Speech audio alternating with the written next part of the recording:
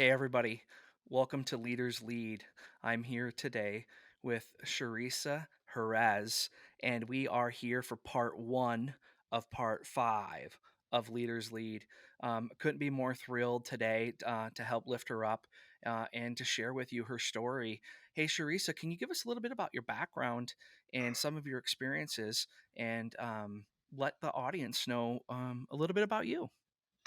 Hi, Zach. Absolutely. So first, before I go into my background, I just want to tell you how excited I am about this initiative, and I think that it's amazing that you're doing this for veterans, for people within our community, and for those of us that get the honor of actually being on the show. So thank you so much for inviting me, and a little bit about my background. So it's very eclectic.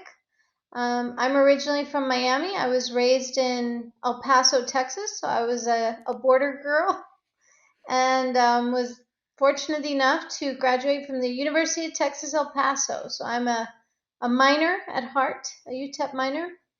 And I earned my degree in accounting, decided I did not want to be a CPA. I had these visions of grandeur that I would be Tom Cruise in Top Gun. And on that mission, I joined the Army. So that tells you how much I knew about the military. That they signed me up in 2005, and I went off to be Top Gun in my Army uniform and arrived at Fort Jackson for basic training. So, Sounds like it started out confusing for you out of the gate. oh, well, I kept telling them that I wanted to be Top Gun and I wanted to get stationed in Puerto Rico, and they said I would see a whole lot of sand, but I was not going to see any beaches back in 2005. So. Fortunately, we got that squared away pretty quickly, and I commissioned at the end of the year in December as a communications and signal officer. And which is funny that that would come back around in my life so many years later. But I did my 3 years back at Fort Bliss, so that was the other funny part of this story is that I joined the Army to be Top Gun and see the world, and they stationed me right back home at Fort Bliss. So there was no Top Gun and there was no going to see the world at the time. I got my MBA while I was there, and then after my 3 years of active duty, I went on to Puerto Rico. So I finally did make it to the island and the beaches. I just did it at my own tune. So that was in 2008. It began a very long, beautiful, challenging career in manufacturing and in supply chain.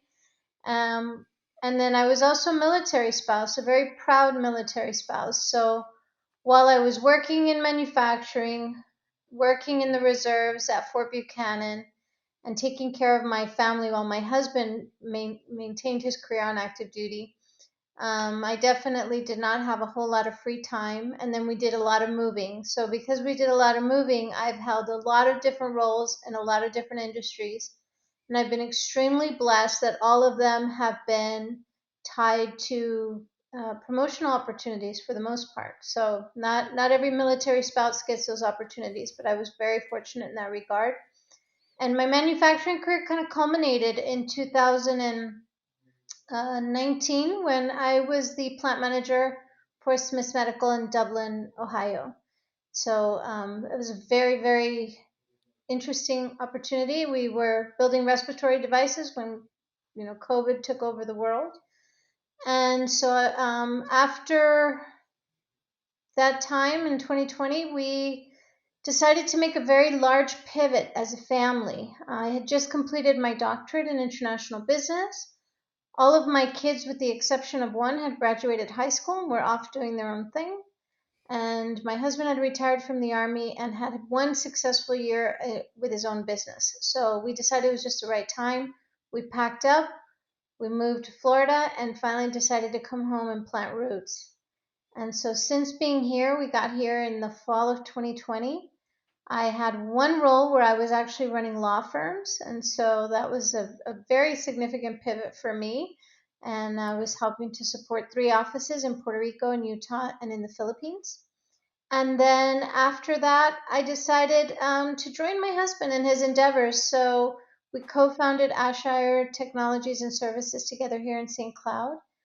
And I have been working on the business development, capture management side, and operations, everything administrative, finance. When it's a small company, you're really doing it all on your own. So Yeah. um, it's been quite the journey. It's like I said, I have a very, very eclectic background. I wish I could say one thing led to the other, but I've kind of shotgun all over the target.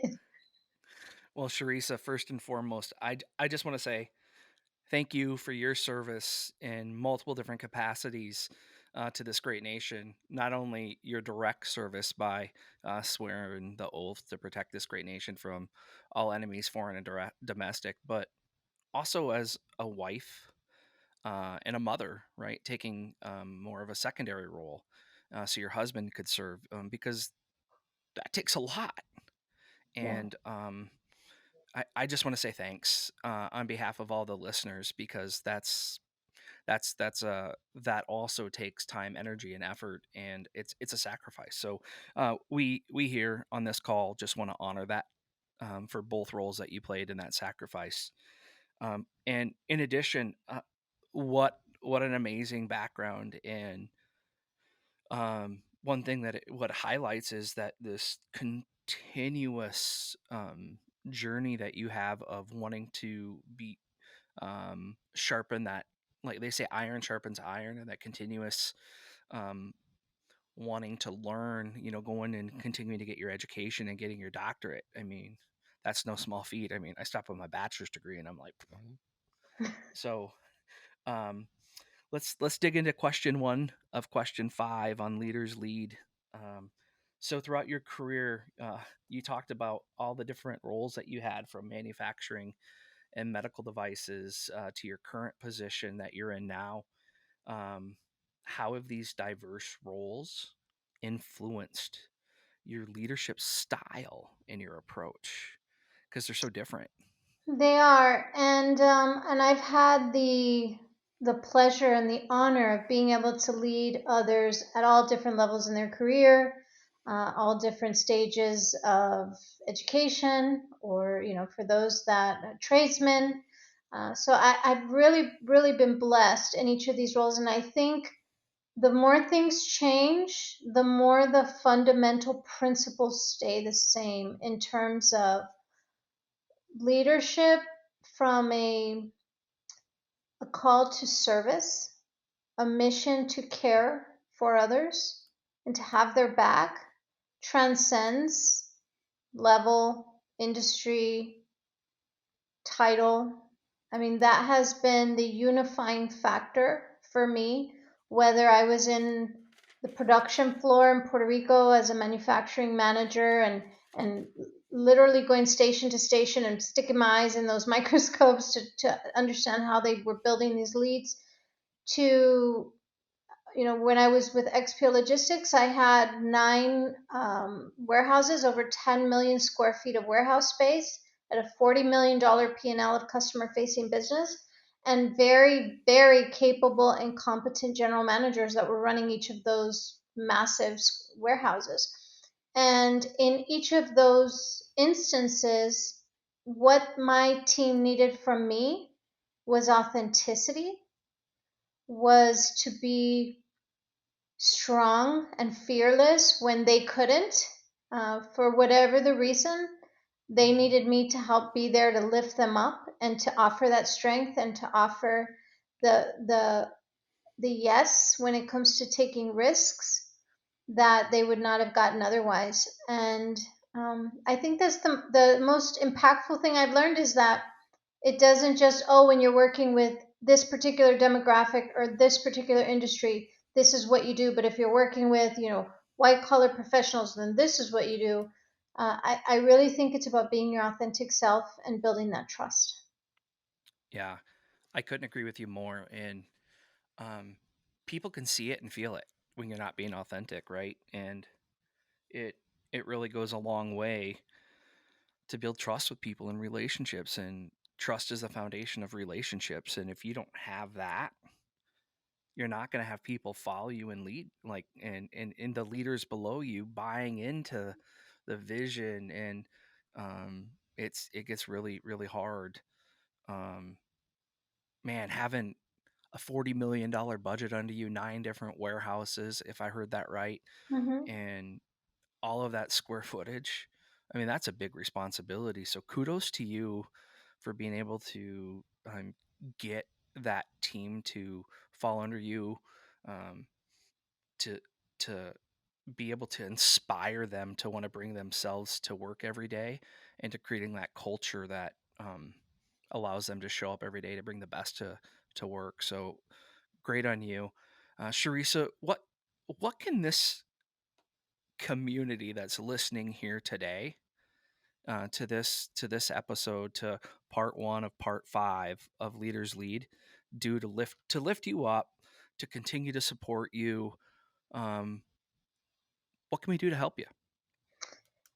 Well, I think there's a collective energy in this world, right? And to know that people are watching, and if anything that I'm saying is offering any type of affirmation or encouragement or support in their areas, and that generates a positive thought, I am of the mind that I will feel that, and that will give me strength and energy in the day-to-day challenges that I face, and there are many. So I think at the most fundamental humanity level, um, just those good thoughts and those support always comes back to the people that are giving.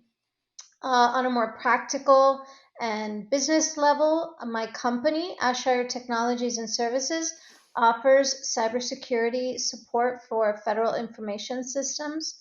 And I also offer consulting and expertise in lean manufacturing, in operations management, and supply chain management. I've got 15 years of experience. So if there's any way that we can help support the community for any of the viewers that are interested in learning more about what we do, please, I'd encourage people to check out our website at www.ashiretech.com and look us up and give us a call. Let us see how we can help you. That's awesome. You heard it here, folks. Let's let's help lift up Charissa, her organization, her company. She's done amazing things.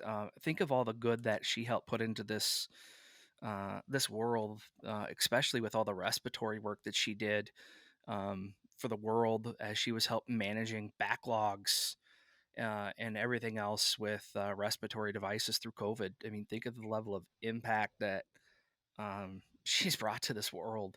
Not only that, but helping within the communications world that she's done within the military. Charisse, I can't thank you enough for what you've done. I'm honored to know you. I'm looking forward to question number two out of question number five on Leaders Lead. We'll be back tomorrow for the next episode. So, everybody, thanks again for tuning in. Can't wait to have you back here tomorrow. Thanks. Have a great night. Bye. Thank you. Thank you, Zach.